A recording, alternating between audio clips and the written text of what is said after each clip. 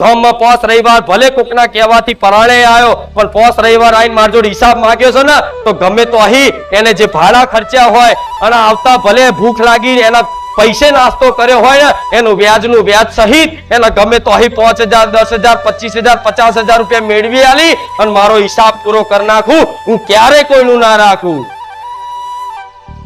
તો તમે તો દર રવિવાર આવો છો, દર રવિવાર આવી અને કાલાવાલા કરી અને ભાવ ભક્તિ પ્રેમથી મારી માતાની વાત સાંભળો છો બેહીન. શ્રીફળ, ચુંદડી, અગરબત્તી, પેડા બધું જે ભાવથી લાવો બધું મને માતાને સ્વીકાર્યું. આ બધા વસ્તુનું હું ક્યારે તમારું ઋણ નહીં રાખું.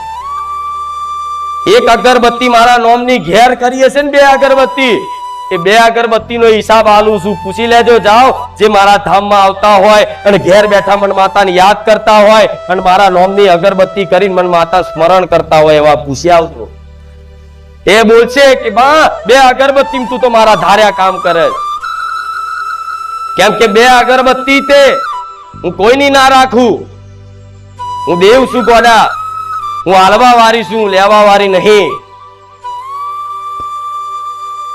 એટલે રવિવાર આવો, ભાવ ભક્તિથી વિશ્વાસથી આવો, તો જો હિસાબ જોતો હોય તો 5 રવિવાર 10 રવિવાર નો આપી દઈશ.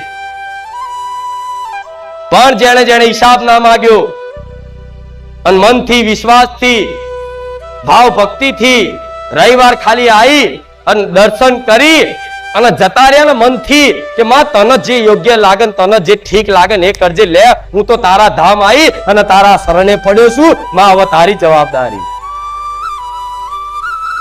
એનું બાવડું ચાલી અને ઉભો કરીને કહું કે દીકરા જો કદાચ જીવનમાં